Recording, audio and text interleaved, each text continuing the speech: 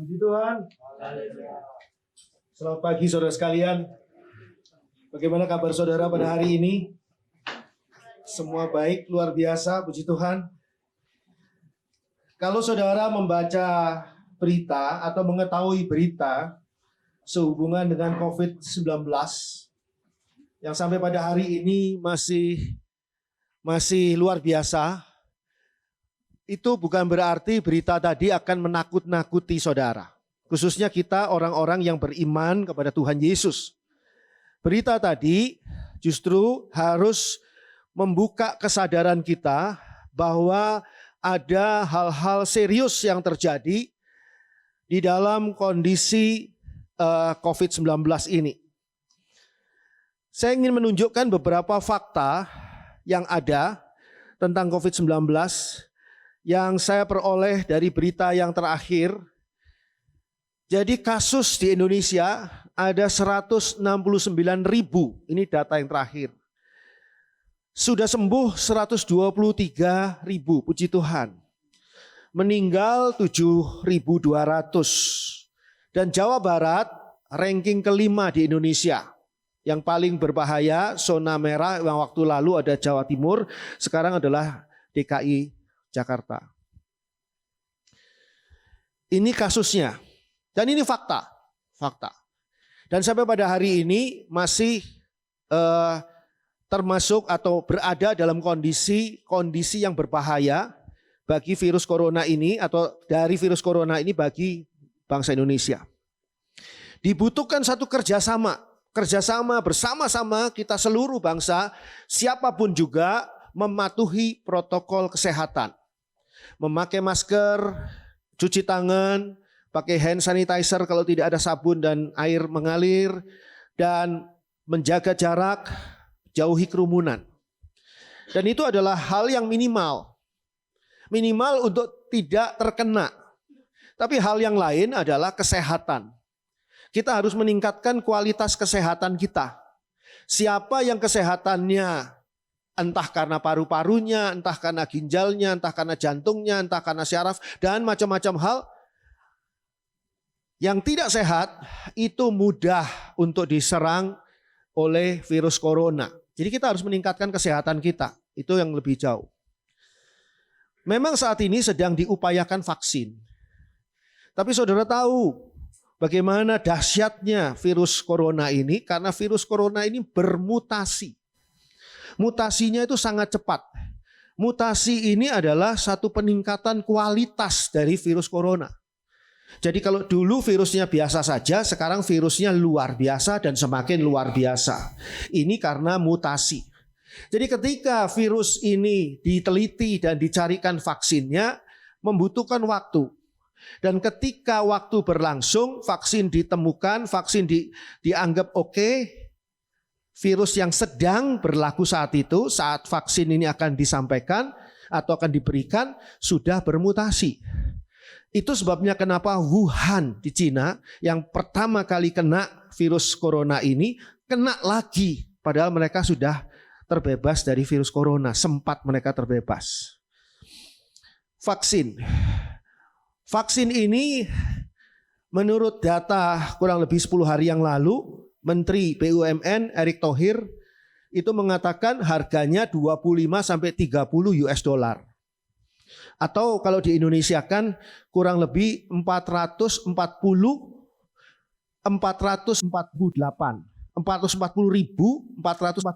atau 440.000 rupiah per orang.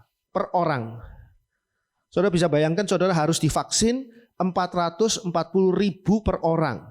Ini untuk 2 kali vaksin. Sebab percuma kalau 1 kali. 2 kali dengan jeda 2 minggu. Jadi saudara bisa bayangkan kalau saudara divaksin supaya tidak kena virus corona. Siapa yang divaksin? Kalau cuma kita yang divaksin, percuma. Sebab bisa kena dari orang lain. Sekarang sudah muncul orang tanpa gejala OTG yang baru, yang dalam waktu cepat itu meninggal dunia si OTG ini. Dengan perkiraan nama baru, saya agak lupa namanya, happy apa gitu ya. Ada saudara pernah dengar juga beritanya, itu adalah sindrom. Nah itu sindrom. Sehingga hal ini sindromnya virus corona. Jadi yang divaksin harus siapa? Kalau mau Indonesia di lockdown, dikunci, Indonesia tidak boleh ada orang keluar masuk. Dan penduduk Indonesia seluruhnya divaksin. Berapakah jumlah penduduk Indonesia? Jumlah penduduk Indonesia adalah 200, perkiraan tahun 2020 ya, 269,6 juta orang. Kalau satu tidak divaksin bisa saja dia OTG ataupun dia yang terkena. Gitu. Dan itu akan membuat virus itu tetap bertahan di Indonesia. Jadi harus 260, kita bisa bayangkan saja dulu ini. Ini belum ya, ini baru bayangan. 269,6 juta penduduk. Jadi berapa rupiah vaksin yang harus dibayarkan? 118, 360 dengan nolnya 9 belakangnya. Atau 118 triliun rupiah. Ada yang bisa bayar sendiri, tapi banyak yang tidak bisa bayar sendiri dengan 440.000 rupiah per orang. Saudara bisa bayangkan apakah hal ini suatu hal yang memungkinkan. Sementara itu keuangan Indonesia sudah terpakai untuk hal-hal yang sementara ini harus ditolong. Untuk kondisi perekonomian yang begitu menekan, sehingga rakyat harus ditolong. Dan kondisi ini adalah kondisi yang sudah membuat keluarnya aliran keuangan negara yang membantu rakyat. Memang harus ditolong. Tapi bagaimana dengan vaksin yang harus 118 triliun? Nggak kebayang saya uang triliun itu. Ini merupakan hal yang sungguh-sungguh serius. Mungkin pada saat beberapa waktu kemudian vaksin ini akan turun harganya. Sama ya. Seperti hand sanitizer dulu harganya melambung, sekarang sudah turun. Face shield ya, topeng buat muka ini, buat penahan ini dulu harganya tinggi, sekarang udah turun, malah dibagi-bagiin gitu kan. Turun memang. Tapi seturun-turunnya vaksin ini harus dilakukan untuk seluruh orang Indonesia. Itu baru Indonesia. Dan Indonesia dalam kondisi harus dikunci. Sebab kalau tidak orang luar masuk, dialah yang bawa nanti. Oke, kita bicara kalau gitu harus seluruh orang dunia ini. Berapa banyak orang di bumi ini tahun 2019? 7.468.100 orang. Di tahun 2019, 7 miliar orang. Saya bayangkan 7 miliar orang divaksin semua untuk mengusir virus corona dari planet bumi ini. Satu hal yang sungguh-sungguh luar biasa. Dan itu kalau tidak muncul virus baru. Sebab kalau kita mempelajari Alkitab bahwa ini sudah akhir zaman, maka akan terjadi hal-hal yang di luar dugaan dan belum pernah terjadi sebelumnya. Saya nggak kebayang kalau muncul virus baru, dan virus baru ini pasti lebih luar biasa dibandingkan virus corona. Virus corona saja sudah merontokkan kesehatan masyarakat, tapi juga merontokkan keuangan. Berapa banyak bisnis-bisnis yang tutup walaupun mereka itu bermodal besar. Lebih lagi bermodal besar semakin ketika kolaps itu semakin hancur. Tukang jual nasi kuning pinggir jalan masih bisa jualan. Tapi yang perusahaan dengan modal besar dengan ribuan orang di dalamnya itu tidak bisa bertahan. Saya betul-betul prihatin tentang hal ini. Lebih prihatin lagi yang digedor oleh virus corona khususnya kepada kita semua apa? Keimanan. Keimanan yang merosot. Saudara jangan mengira bahwa keimanan yang merosot ini cukup itu saja. Enggak. Apa yang ada di dalam Alkitab yang menunjukkan tentang akhir zaman akan ada nabi palsu, Mesias palsu, pengajaran palsu, semuanya itu luar biasa membanjiri Indonesia saja juga begitu banyak apalagi dunia. gerakan dunia baru, New Age Movement semakin nyata dan semakin konkret, semakin masif dengan adanya virus corona. Itu semua saling berdampak satu dengan yang lain. Sehingga seperti benang ruwet yang kita tidak tahu harus bagaimana menguraikannya. Ini dari mana nih urutan pertamanya harus ditarik yang mana. Semakin saudara tarik semakin ruwet, semakin terikat. Saya berdoa tanya sama Tuhan, Tuhan, apa yang harus diingatkan kepada jemaat ini? Khususnya persoalan iman yang merosot. Tuhan berikan gambaran begini. Lebih mudah untuk kita menggambarkan kesehatan. Tidak ada seorang pun dari kita yang mau sakit. Tapi ketika kita kena flu saja, kita sudah bingung kok bisa ya kena flu ya. Ketika kita mulai nggak enak pernafasan kita, mulai gatal-gatal tenggorokan kita, mulai demam-demam sedikit. Zaman sekarang itu kita ngeri loh kalau kondisi seperti itu. Seringkali orang sudah curiga dan kita sendiri juga curiga. COVID kah saya? Anggap saja tidak. Ini hanya flu biasa. Tapi kita heran kan kok bisa kena flu ya? Padahal saya sehat loh. Menunjukkan apa? Kondisi kesehatan yang merosot itu tidak bisa dirasakan oleh kita. Kita tidak pernah tahu kalau kondisi keuangan yang merosot, kita tahu. Dompet kita tadinya penuh uangnya. Di akhir bulan, loh kok tinggal recehan begini. 2000-an semua. Itu kita tahu, sadar keuangan kita. Nggak ada satu orang pun yang tidak sadar keuangannya makin habis. Nggak ada, semua sadar pasti. Tapi kesehatan, orang tidak sadar. Bahwa kemarinnya saya sehat 100%, anggaplah kita pakai angka persen. Sekarang saya sehat 80%, enggak kerasa. Masih kekerasannya itu luar biasa.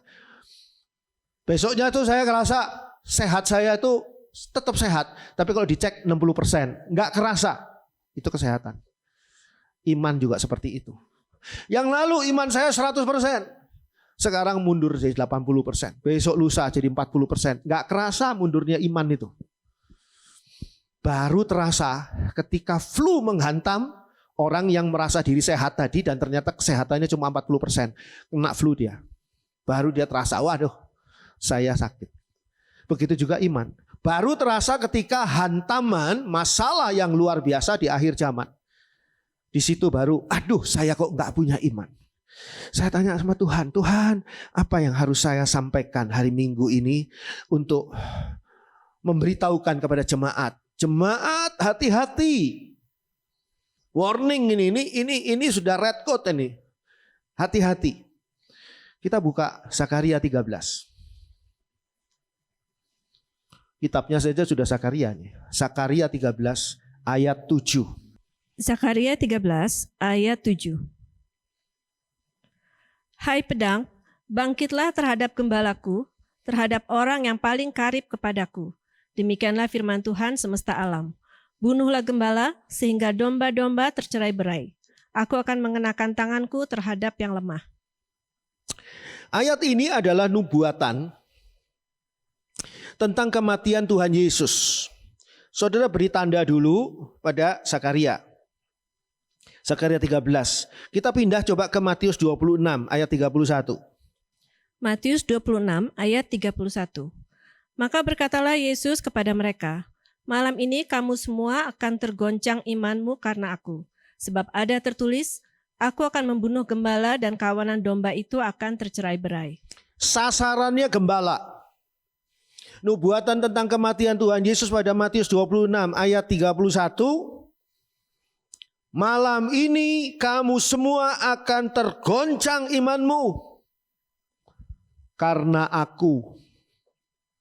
Siapa yang tergoncang imannya? Bukan gembala. Yang tergoncang imannya kamu semua. Malam ini kamu semua murid-murid Yesus akan tergoncang imanmu karena aku. Sasarannya gembala yang ditembak.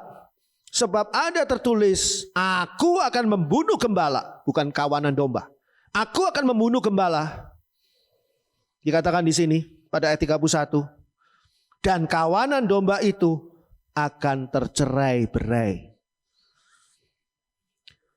Tercerai-berai ini menggambarkan kekacauan. Kalau tadinya gembala ini menggembalakan domba tadi berada pada alur. Saudara pernah nggak melihat gembala menggembalakan domba, dombanya tercerai-berai? Sambil jalan itu domba-dombanya tercerai-berai gitu kemana-mana. Pernah nggak? Saudara lihat seberapa banyak pun dombanya pasti berada di dalam satu kesatuan barisan. Meskipun barisannya nggak rapi sih, tapi ya kesatuan lah. Karena ada gembalanya. Begitu gembalanya lihat, oh domba ini kok satu nyeleweng ini. Dia kejar dulu dombanya, ayo sini. Kalau domba kecil yang nakal malah digendong sama gembalanya. Ayo jalan. Dan gitu. Tapi kalau di sini domba-domba tercerai-berai. Ini ayat nubuatan tentang kematian Tuhan Yesus pada Zakaria 13 ayat 7. Di Zakaria 13 ayat 7 dikatakan begini nubuatannya. Hai pedang, bangkitlah terhadap gembalaku. Pedang ini adalah gambaran kekerasan. Boleh juga gambaran peperangan. Tapi gambaran sesuatu tindakan yang keras kepada siapa? Bangkitlah terhadap gembalaku. Jadi gembala sasarannya. Terhadap orang yang paling karib kepadaku. Gembala itu dalam hidup sehari-harinya itu kerjanya baca firman, doa, bersekutu sama Tuhan, ngobrol sama Tuhan, paling karib dengan Tuhan. Demikianlah firman Tuhan semesta alam. Bunuhlah gembala sehingga domba-domba tercerai-berai. Ayat ini memang nubuatan tentang kematian Tuhan Yesus. Tapi ternyata juga merupakan gambaran serangan kuasa kegelapan atas para gembala gereja Tuhan di akhir zaman. Gembala diserang oleh apa? Penyakit. Kalau domba yang diserang penyakit COVID-19, ya domba itu memang mungkin meninggal dunia. Tapi tidak sampai kawanan domba tercerai-berai. Tapi kalau gembalanya terkena COVID-19, sudah dengar banyak berita kan? Hamba-hamba Tuhan yang kena COVID-19, jemaatnya tercerai-berai. Gembala mengalami kondisi-kondisi peristiwa-peristiwa buruk yang dialami oleh pribadi gembala. Peristiwa buruk yang dialami oleh pribadi gembala. Atau keluarga gembala. Gembala juga manusia. Bisa punya masalah dan bisa kalah karena satu dan lain hal, kalah terhadap tipuan atau tekanan bidikan kuasa kegelapan. Saudara masih ingat apa yang terjadi dengan saya beberapa waktu yang lalu? Hantaman kepada siapa? Gembala, bukan kepada domba. Dan lihatlah, dombanya tercerai-berai. Apakah itu cita-cita seorang gembala? Oh bukan. Tidak ada seorang gembala pun yang mau begitu. Tapi ketika gembala ditembak, domba tercerai-berai. Lihatlah sekarang, gereja-gereja kecil, jumlah jemaat gak banyak. Itu sudah bisa dan banyak yang mulai ibadah seperti biasanya. Bertemu inside. Bisa berada di gedung gereja seperti kita. Tapi lihatlah, gereja-gereja besar yang jemaatnya justru ribuan orang, belum bisa. Kenapa belum bisa? Ada yang belum berani. Kenapa? Karena di Bandung, COVID-19 dipopulerkan oleh gereja. Dan itu bukan gereja kecil, gereja besar. Kita puji Tuhan sudah bisa mulai. Kita sudah jalan sejak kalau nggak salah Juli akhir. Ya, Juni akhir ya. Juni akhir. Puji Tuhan. Tapi banyak gereja lain, ada juga sih gereja kecil yang tidak berani. Dengan pandangan begini loh. Gereja besar saja belum memulai ibadah normal. Masa kita ibadah normal? Mereka suka sendiri. Kalau saya Kalau kita nih, saya mengajak saudara sekalian tidak melihat pada gereja lain. Kita melihat pada instruksi Tuhan. Tuhan suruh apa? Tuhan suruh kita mulai. Nggak usah takut. Kita ikuti protokol kesehatan dengan sebaik mungkin. Sampai pada hari ini, saudara masih berjauhan duduknya kecuali yang satu keluarga. Tapi ketika gembala dengan jemaat yang banyak dihantam, berat gitu. Domba-dombanya yang kabur luar biasa. Saya nggak mau mengalami itu. Sebagai gembala, saya tidak mau mengalami itu. Itu sebabnya saya tetap kumpulkan saudara. Yang mau datang silahkan, yang nggak mau datang nggak apa-apa. Tapi saya mau menjalankan apa yang menjadi instruksi Tuhan untuk gereja-gereja di akhir zaman. Hati-hati. Gembala bisa punya masalah. Baru-baru ini saya sedih sekali hati saya. Ada gembala yang saya kenal dan saudara mungkin juga kenal kok saya sebut namanya, tapi saya tidak mau sebut namanya. Yang kena tembak kuasa kegelapan di dalam masalah rumah tangganya. Suami istri sudah berpisah sekarang. Banyak pengerjanya atau hampir semua pengerjanya keluar. Sebagian pengerja yang dekat dengan saya mengadu lah, dalam tanda kutip mengadu pada saya. Siapa saya kok diaduin apa-apa, saya bukan siapa-siapa. Saya juga gembala lokal biasa, bukan petugas sinode gitu kan. Pejabat sinode bukan. Jadi saya biasa aja. Tapi kondisi ini menyedihkan. Karena dulunya adalah gereja ini adalah gereja yang cukup bisa diperhitungkan di antara kita. Sebagai tentara Kristus, sebagai kekuatan Tuhan Yesus di akhir zaman. Gembala ditembak dengan masalah pribadinya. Saya nggak mau ikut campur dengan masalah beliau ini, pribadi ini. Saya tidak tahu siapa yang salah, siapa yang benar. Saya bukan hakimnya, saya nggak ditunjuk oleh Tuhan untuk menjadi hakim di situ. Saya nggak mau. Cuma saya lihat gembala ini ditembak. Dan jemaatnya kocar-kacir. Saya sedih betul. Sedihnya karena apa? Karena kita saat ini semakin nyata peperangan melawan kuasa kegelapan. Siapa yang menjadi incaran gembala? Tekanan terhadap gereja dengan alasan pandemi ini sekarang luar biasa. Saudara kan biasa kan dulu dengar zaman dulu nih ya, gereja ditekan, tidak boleh ibadah. Demonstrasi oleh sekelompok orang ya dan sebagainya kan banyak saudara dengar. Sekarang nggak sulit mendemonstrasinya, cukup memakai istilah pandemi sehingga orang yang mau berdemonstrasi bukan lagi berdemonstrasi karena gereja itu mengkristenkan orang setempat atau orang di lingkungan itu, tapi karena gereja ini dikhawatirkan menjadi klaster baru bagi penyebaran COVID-19 di daerah mereka. Oleh sebab itu jangan beribadah. Tekanannya ke siapa? Gembala. Tergantung gembalanya berani atau tidak untuk tetap menjalankan ibadah. Ada ancaman. Kalau berani menghadapi atau menjalankan ibadah, kami akan datang semua dan kami akan menutup ibadah itu, membubarkannya. Saudara mungkin tidak banyak bergaul dengan banyak hamba Tuhan. Saya punya teman banyak hamba Tuhan sehingga saya tahu ya hamba Tuhan di beberapa tempat, beberapa daerah didatangi. Kalau dulu datangnya itu dengan alasan kamu mengkristenkan ya, sekarang enggak. Kamu akan menimbulkan klaster baru. Diusir. Lagi ibadah gini anak-anak diusir.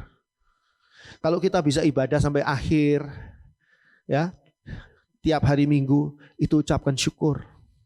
Kemurahan Tuhan yang luar biasa bagi kita. Bukan karena kita istimewa. Kemurahan Tuhan. Saudara kan tidak tahu apa yang sementara ini sudah berusaha menyerang kita. Tapi Tuhan lindungi kan saudara tidak tahu. Mungkin tidak ada beberapa saudara tahu. Tapi tidak banyak yang tahu. Saya sebagai gembala sudah tidak mau mundur satu langkah juga. Tetap ibadah atau mati. Tapi saya tahu sekarang sasaran kuasa kegelapan ini adalah gembala. Ini diizinkan oleh Tuhan. Hai pedang, bangkitlah terhadap gembalaku, terhadap orang yang paling karib kepadaku. Demikianlah firman Tuhan semesta alam, bunuhlah gembala sehingga domba-domba tercerai-berai. Diizinkan Tuhan. Makanya minggu yang lalu saya berkhotbah tentang apa? Kecewa kepada Tuhan. Kita menganggap Tuhan seolah-olah di pihak kita, tapi kok sekarang Tuhan mengizinkan bahwa gembala ini dihancurkan supaya domba-dombanya tercerai-berai. Tapi ada satu hal yang luar biasa yang Tuhan ajarkan di sini. Masa akhir zaman adalah masa di mana para gembala gereja Tuhan menghadapi tantangan besar di akhir zaman. Sehingga saya mau bicara, ingatkan kepada teman-teman hamba-hamba Tuhan, gembala-gembala di gereja-gereja yang lain juga. Persiapkan dirimu. Persiapkanlah diri kita sebagai gembala. Karena kita di akhir zaman menghadapi tantangan besar dari akhir zaman yang membuat gembala ini akan terhalang atau bahkan terhenti dalam menggembalakan. Gembala ya, seperti saya gembala. Kalau nggak makan nggak masalah.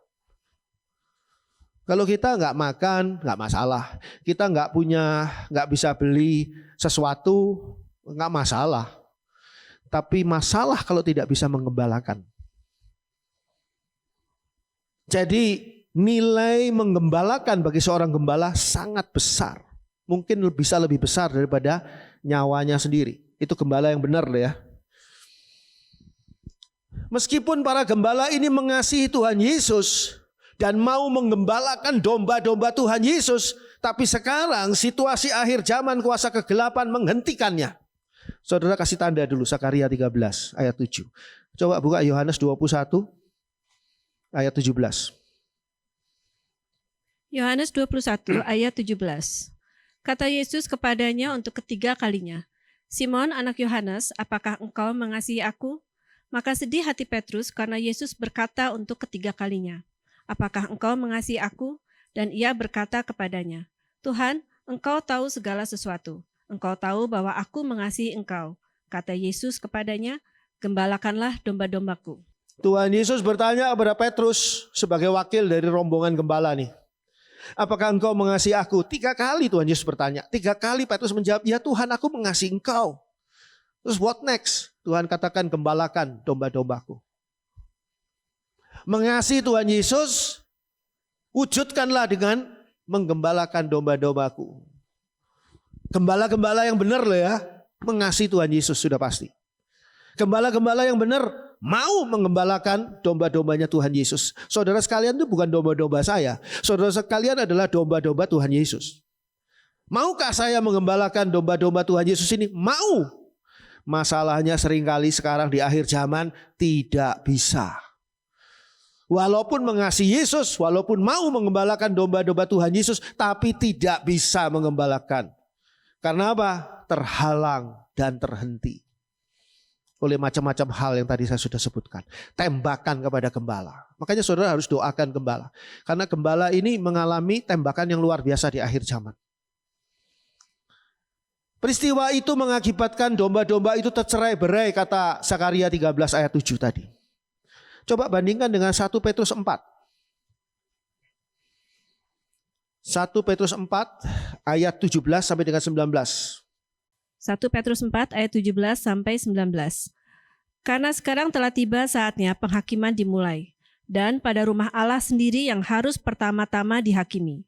Dan jika penghakiman itu dimulai pada kita, bagaimanakah kesudahannya dengan mereka yang tidak percaya pada Injil Allah? Dan jika orang benar hampir-hampir tidak diselamatkan, apakah yang akan terjadi dengan orang fasik dan orang berdosa? Karena itu baiklah juga mereka yang harus menderita karena kehendak Allah, menyerahkan jiwanya dengan selalu berbuat baik kepada Pencipta yang setia. Perhatikan nih, ayat ini nggak main-main. Dikatakan di sini, karena sekarang telah tiba saatnya penghakiman dimulai. Dan pada rumah Allah sendiri yang harus pertama-tama dihakimi. Gereja Tuhan yang pertama-tama akan dihakimi. Akan terjadi seleksi di akhir zaman. Saya ingatkan pada saudara, surga itu hal yang sangat serius. Sehingga untuk masuk surga kita nggak bisa setengah-setengah. Ada seleksi di akhir zaman dimulai dari rumah Tuhan, dari gereja Tuhan. Sehingga ada hubungannya dengan gembala yang ditembak tadi. Dan membuat domba-domba yang tercerai-berai. Bagaimana domba-domba ini bisa diseleksi kalau masih ada gembalanya yang terus memimpin?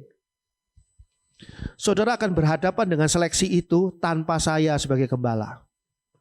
Biasanya dalam menghadapi masalah, saya ya sebagai gembala akan pasang badan di depan. Bagi masalah jemaat, saya pasang badan di depan. Tapi untuk seleksi dari Tuhan, saya disingkirkan. Supaya apa? Supaya saudara berhadapan sendiri dengan seleksi akhir zaman. Sekarang sudah waktunya. Jangan saudara takut terhadap COVID-19. Tapi juga jangan pandang enteng COVID-19. Saya seringkali khawatir kalau mau bicara ini. Karena nanti dianggap saya membuat pesimis orang-orang. Di tengah-tengah hamba Tuhan juga kalau saya bicara begini, dianggapnya saya membuat pesimis. Pak Andri, kita harus beriman pada Tuhan. Betul, beriman pada Tuhan, tapi baca Alkitab dong. Baca Alkitab. COVID-19, mohon maaf, nggak akan selesai. Ini kalau saya ngomong gini, ini bahaya nih sebetulnya. Bisa dianggap saya ini memprovokasi jemaat atau orang pendengar dari YouTube untuk berada dalam ketakutan dan kekhawatiran. Tapi saya terpaksa harus berbicara seperti ini karena apa? Supaya semua jemaat GPKDI Tabernakel Kasih khususnya dan semua yang mendengarkan, menyaksikan video YouTube ini, itu sadar ini sudah saatnya terakhir. Kalau kita tidak mau bertobat hari ini, kapan kita mau bertobat? Nanti sudah lewat waktunya. Kalau kita tidak mau serius hari ini dengan Tuhan, kapan kita mau serius? Nanti sudah lewat waktunya. Jangan tunggu sesuatu yang baik akan terjadi di dunia ini. Sesuatu yang baik tidak akan terjadi di dunia ini. Ini sudah dimulai. Penghakiman yang dikatakan di sini dimulai pada rumah Tuhan.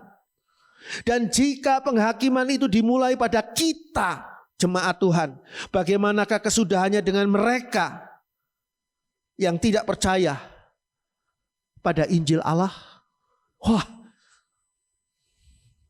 kalau saudara sadar, ngeri sekali apa yang terjadi pada mereka yang tidak percaya pada Injil Allah. Dan mereka yang tidak percaya pada Injil Allah adalah ayah saudara, adalah ibu saudara, adalah keluarga saudara, adalah teman baik saudara.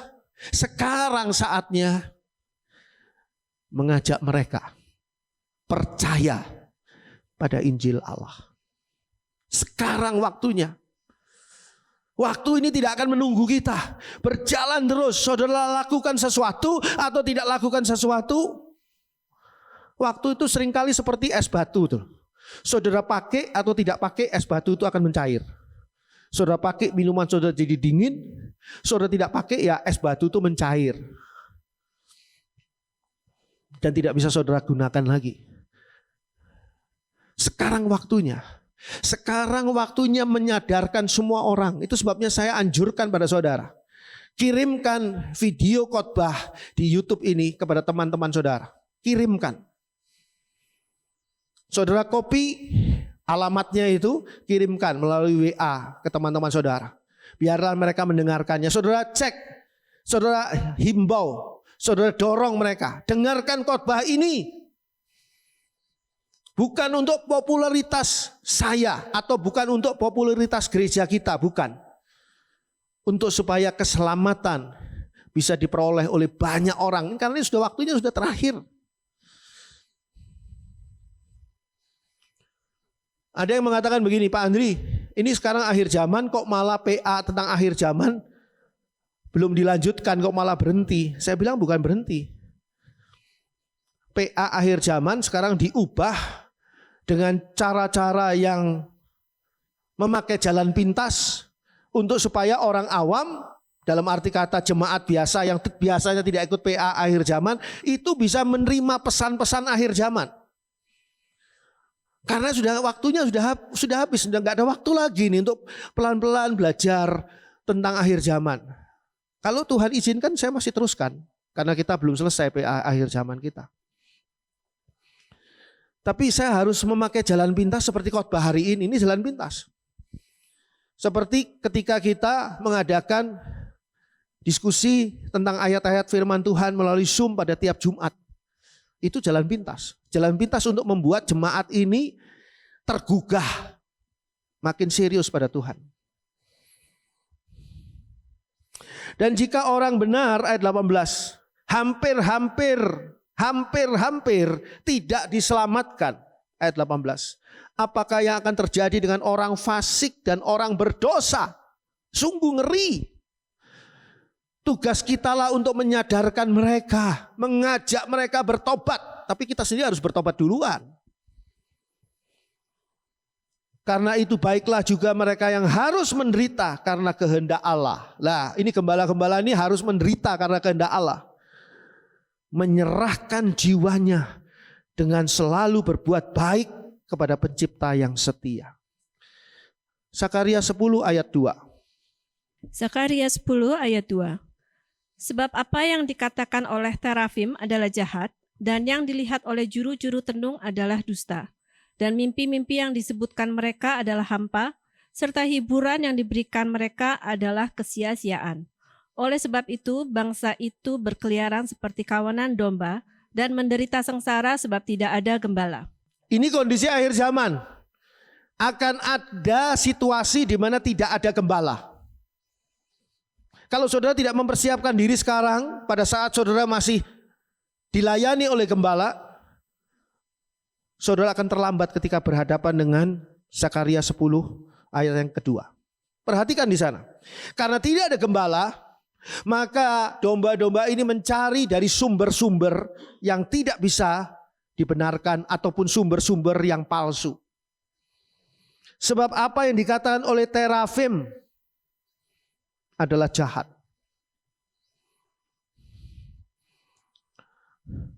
Terafim ini adalah gambaran berhala-berhala. Berhala-berhala ini mengatakan sesuatu yang seolah-olah menenangkan hati. Padahal itu jahat. Karena akan yang dihadapinya ini bukan sesuatu yang baik, yang positif. Harus diingatkan dengan sebuah firman Tuhan yang benar. Dan yang dilihat oleh juru-juru tenung, tanya ramalan, itu dusta, bohong.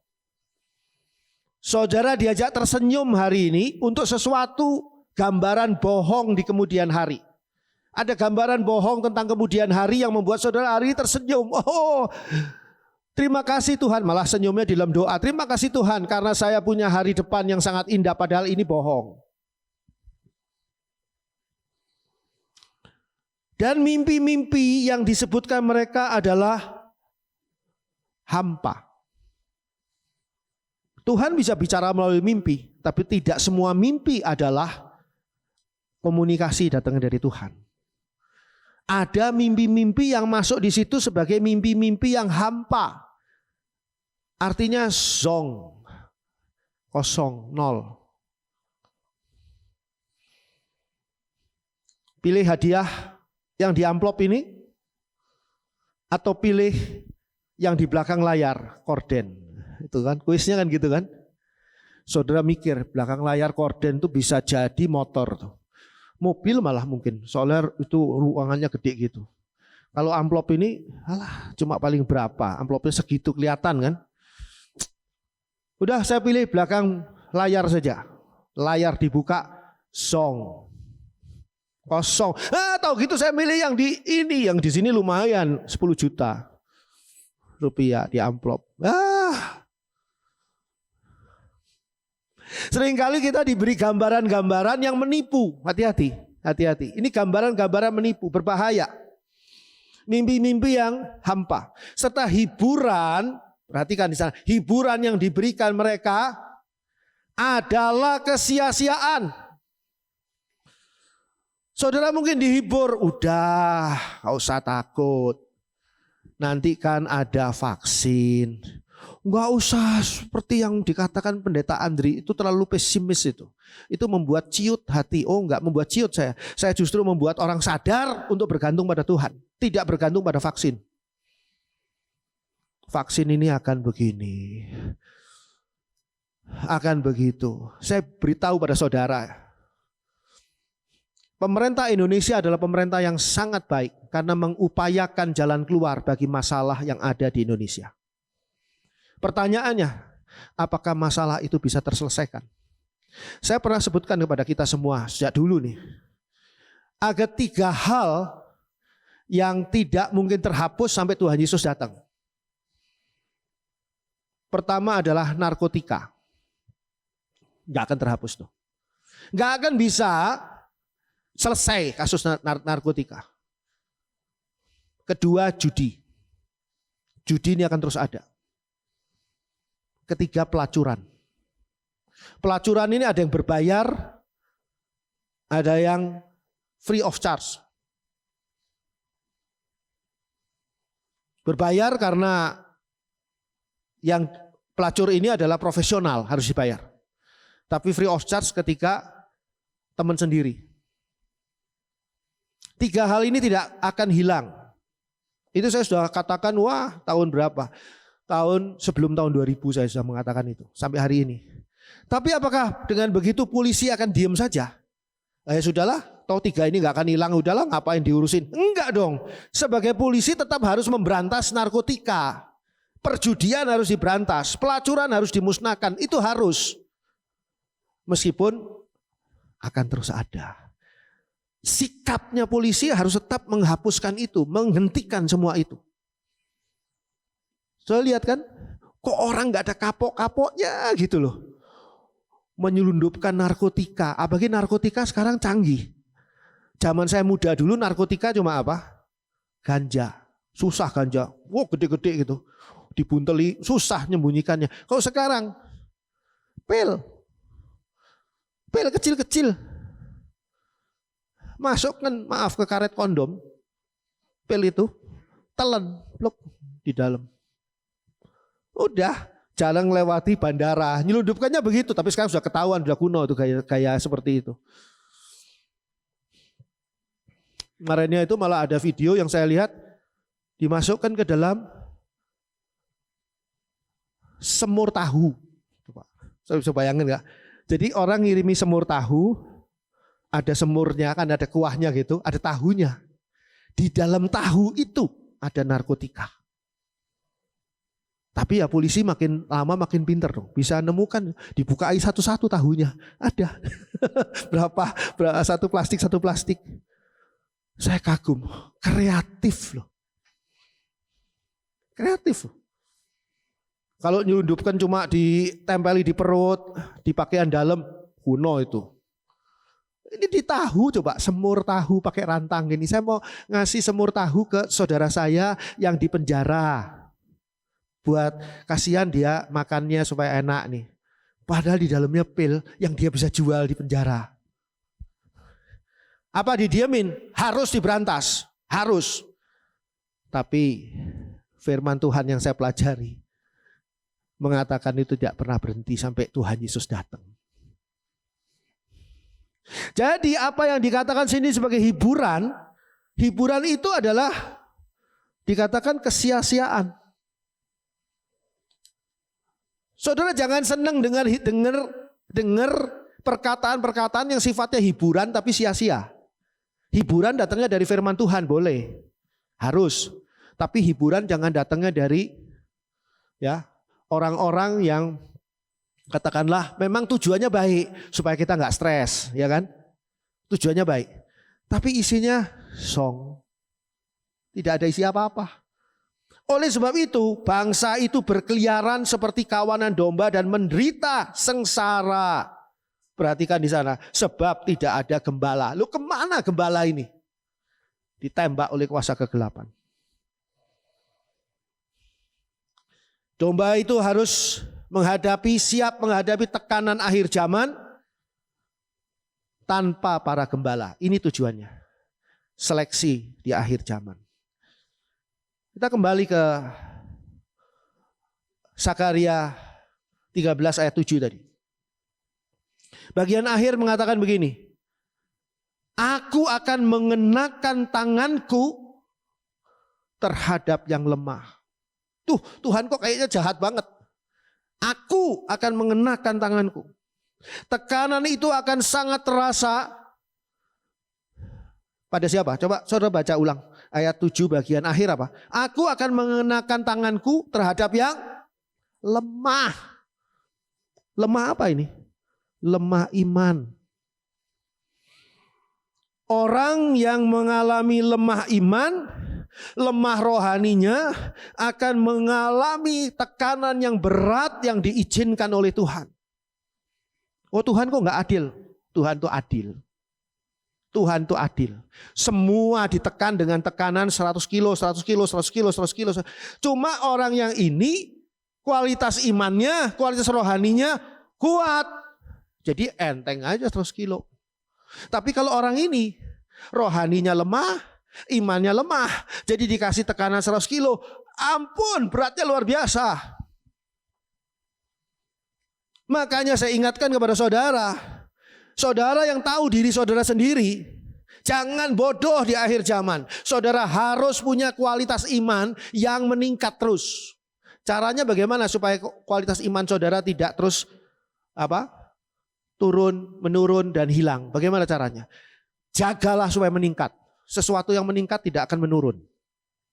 Sesuatu yang meningkat tidak akan menurun. Kalau kualitas kerohanian saudara semakin meningkat, yakinlah nggak usah diukur. Kualitas kerohanian saudara tidak mungkin menurun karena semakin meningkat.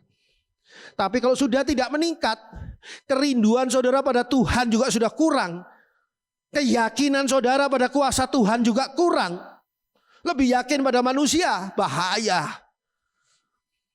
Tekanan itu akan terasa pada yang lemah. Sehingga kita tidak boleh lemah imannya atau rohaninya saat tekanan di akhir zaman itu tiba. Artinya masa akhir zaman adalah masa gimana gereja Tuhan. Masa akhir zaman ini adalah masa gereja Tuhan harus semakin kokoh imannya dan kerohaniannya. Untuk mampu mengatasi semua tekanan akhir zaman. Tekanan akhir zaman bisa macam-macam hal.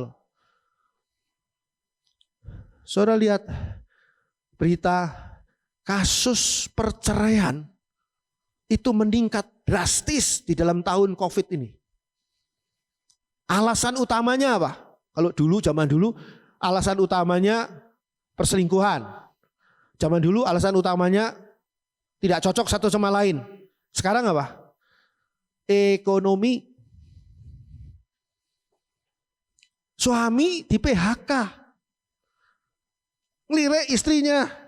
Istri ini punya anak dari suami itu. 2 orang, 3 orang, 4 orang. Gimana ngasih makannya? Terjadi percekcokan. Istri yang tadinya harus membangun keluarga di rumah, itu harus cari uang juga dan gak seberapa. Anak-anak gimana sekolahnya? Sekolah online. Ya kan?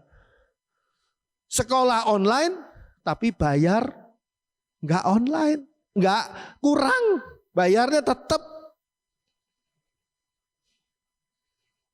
Saudara gak bisa bilang, anak kami sekolah di rumah, nggak pakai bangku sekolah, nggak bisa bilang begitu, nggak bisa bilang anak kami di rumah nggak pakai ruangan kelas, jadi ruangan kelas nggak usah dibersihkan, jadi pembersih di office boy di sana bisa dirumahkan, nggak bisa, tetap saudara bayar, sementara saudara tidak punya pekerjaan, meningkatlah kasus perceraian. Luar biasa. Jadi kalau kita lihat di sini dibutuhkan kekuatan iman, kerohanian yang harus meningkat. Siapa yang tahu? Ya masing-masing kita lah.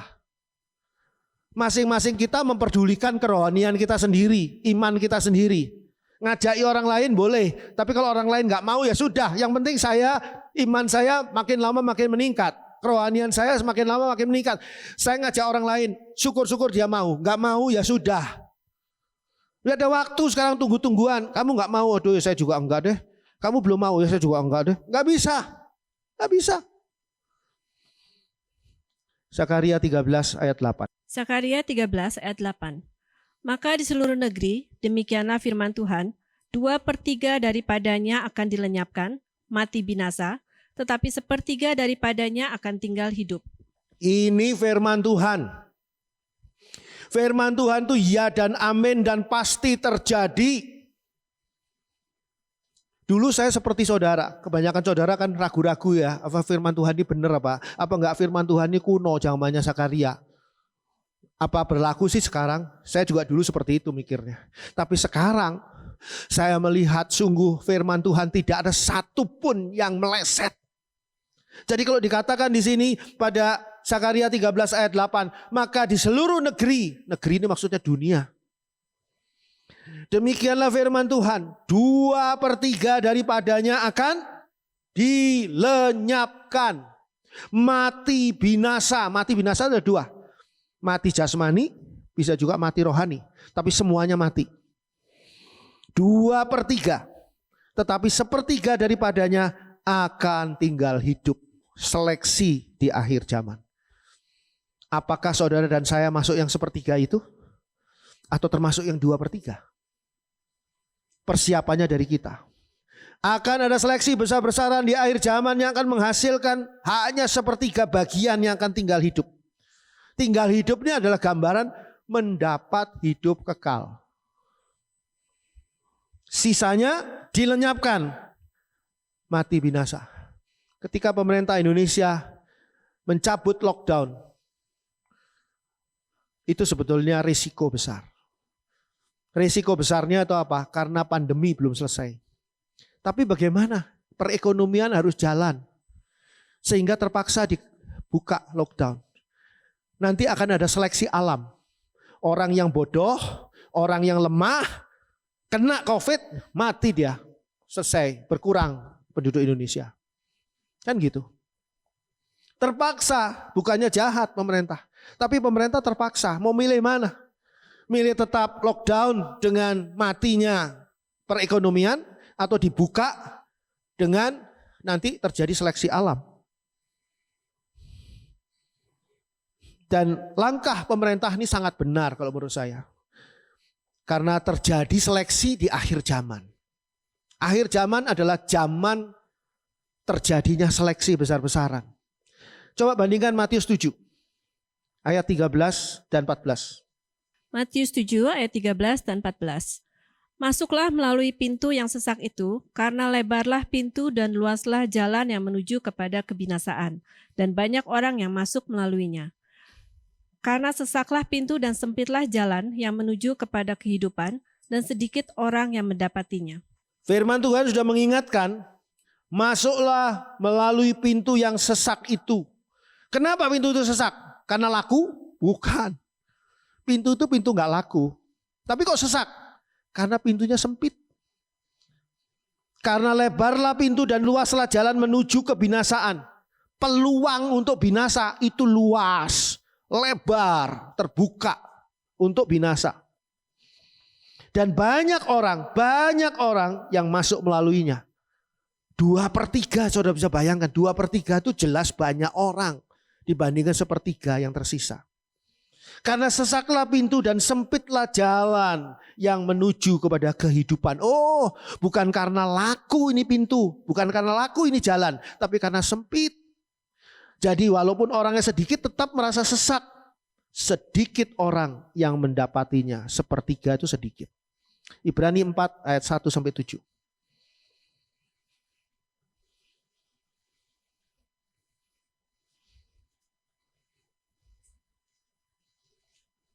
Coba perhatikan ini, Ibrani 4 ayat 1-7, agak panjang nih ayatnya, silakan. Ibrani 4 ayat 1-7. Sebab itu baiklah kita waspada, supaya jangan ada seorang di antara kamu yang dianggap ketinggalan, sekalipun janji akan masuk ke dalam perhentiannya masih berlaku. Karena kepada kita diberitakan juga kabar kesukaan sama seperti kepada mereka. Tetapi firman pemberitaan itu tidak berguna bagi mereka, karena tidak bertumbuh bersama-sama oleh iman dengan mereka yang mendengarnya. Sebab kita yang beriman akan masuk ke tempat perhentian seperti yang ia katakan. Sehingga aku bersumpah dalam murkaku, mereka takkan masuk ke tempat perhentianku. Sekalipun pekerjaannya sudah selesai sejak dunia dijadikan. Sebab tentang hari ketujuh pernah dikatakan di dalam suatu nas, dan Allah berhenti pada hari ketujuh dari segala pekerjaannya. Dan dalam nas itu kita baca, mereka takkan masuk ke tempat perhentianku. Jadi sudah jelas bahwa ada sejumlah orang akan masuk ke tempat perhentian itu, sedangkan mereka yang kepadanya lebih dahulu diberitakan kabar kesukaan itu tidak masuk karena ketidaktaatan mereka. Sebab itu ia menetapkan pula suatu hari, yaitu hari ini, ketika ia setelah sekian lama berfirman dengan perantaraan Daud seperti dikatakan di atas. Pada hari ini, jika kamu mendengar suaranya, janganlah keraskan hatimu.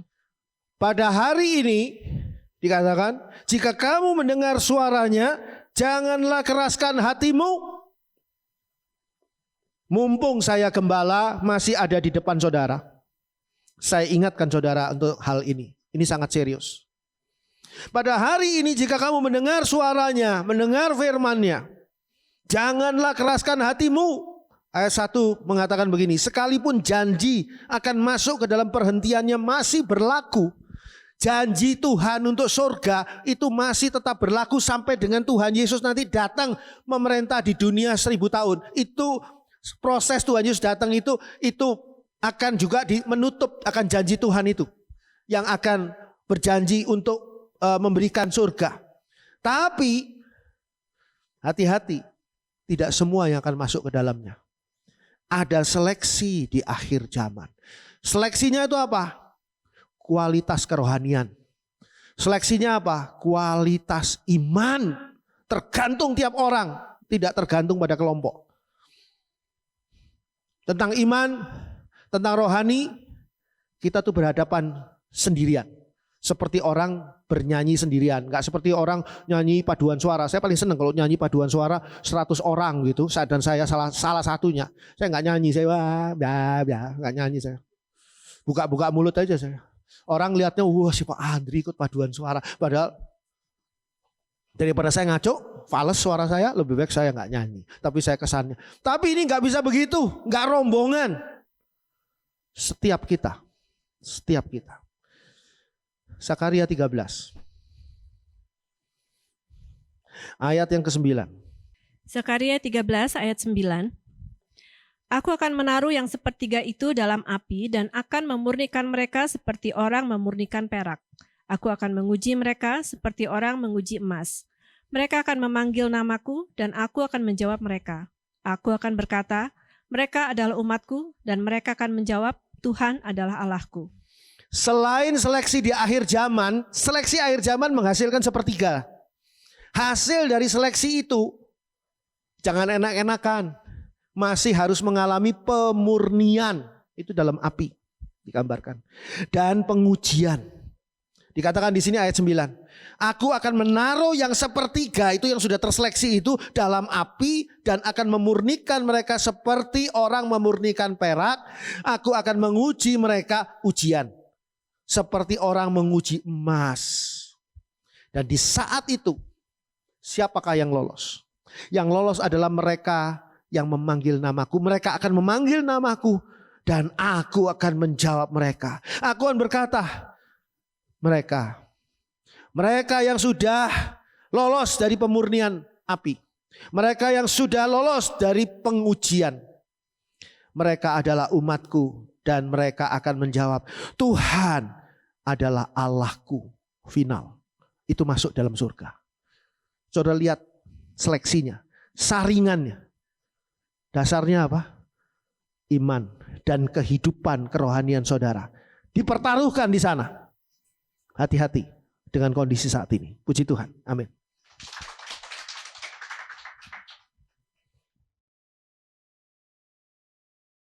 Bapa di dalam surga, kami mengucap syukur karena hari ini, pagi hari ini kami boleh menikmati sebuah ibadah penuh kasih karunia Tuhan, penuh lawatan Tuhan pada pagi hari ini. Kami mengucap syukur, kami menerima berkat yang datangnya dari Tuhan sendiri, berkat-berkat rohani yang sangat kami butuhkan. Tuhan, kami tetap menyerahkan diri kami ke dalam pemeliharaan Tuhan, pimpinan Roh Kudus, dan tuntunan firman Tuhan tetap kami butuhkan di dalam kehidupan kami. Menjelang kami sampai kepada ruang Maha Kudus, yaitu hadirat Allah, yaitu surga itu sendiri. Bapa di dalam surga, anak-anak-Mu menyampaikan persembahan. Biarlah persembahan ini Engkau terima, sucikan, kuduskan, dan biarlah persembahan ini layak di hadapan Tuhan dan menyenangkan hati Tuhan. Mari Bapa dalam surga, berkati setiap orang yang sudah memberikan persembahan. Tuhan, ganti korban persembahan mereka ini dengan berkat Tuhan berkelimpahan datang dalam kehidupannya. Entah datangnya dari mana, arahnya dan bagaimana caranya, tapi yang penting satu hal, Tuhan memberkati kehidupan kami. Baik keluarga kami, rumah tangga kami, Tuhan berkati. Kesehatan kami, Tuhan berkati. Tuhan berikan kesehatan yang sempurna, dan juga Tuhan berkati akan pekerjaan, karir, tugas, tanggung jawab, dan pelayanan kami. Masa depan kami ada dalam pemeliharaan Tuhan. Bapa dalam surga, Engkau sendiri yang melawat, menjamah akan jemaat Tuhan yang sedang sakit. Khususnya Tuhan, Pak Subur yang saat ini sedang kurang sehat. Biarlah Tuhan di dalam menghadapi kondisi kesehatan yang terganggu, dia tidak menghadapi seorang diri, tapi ada Tuhan yang memberikan kekuatan, memberikan kesehatan. Pada jemaat Tuhan yang lain yang terhalang oleh kesehatannya, Tuhan berikan kesembuhan yang datangnya dari darah Yesus dan bilur Tuhan Yesus. Kami berdoa Bapa dalam surga untuk bangsa dan negara kami Indonesia. Di tengah COVID-19 ini Tuhan, bukakanlah terus semakin lebar akan pintu penginjilan bagi bangsa dan negara kami Indonesia ini. Agar banyak rakyat Indonesia ini yang boleh dimenangkan di dalam kuasa Tuhan Yesus Kristus. Bapa dalam surga, kami serahkan akan kondisi bangsa dan negara kami di tengah pandemi COVID-19 ini. Masih merajalela. Tuhan tolong, Engkau sendiri yang akan membebaskan bangsa kami dari keterpurukan akibat pandemi COVID-19. Dari perekonomian Tuhan yang saat ini sedang terancam. Tuhan tolong. Begitu juga kondisi-kondisi yang lain. Kondisi politik yang sedang diincar oleh lawan-lawan politik dari pemerintah. Tuhan sendiri yang melindungi pemerintah kami. Sehingga lawan-lawan politik yang mempunyai rencana dan hendak memanfaatkan situasi yang ada, mereka boleh digagalkan karena kuasa Tuhan. Kami berdoa Tuhan, berkati seluruh gereja-gereja Tuhan di Indonesia, khususnya gereja-gereja GPKDI di seluruh Indonesia. Tuhan berkati. Tuhan tolong gereja-gereja yang sedang mengalami masalah dan kesulitan dalam bentuk apapun juga. Tuhan berikan jalan keluar.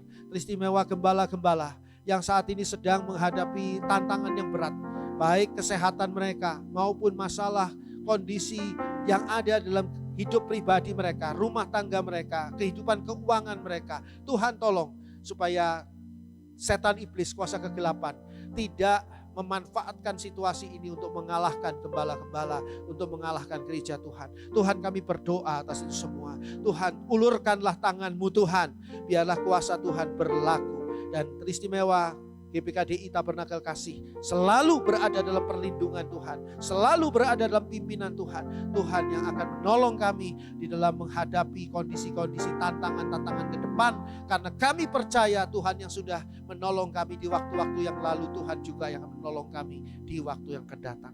Terima kasih Bapa. Sekarang kami mau buka hati kami untuk berkat Tuhan.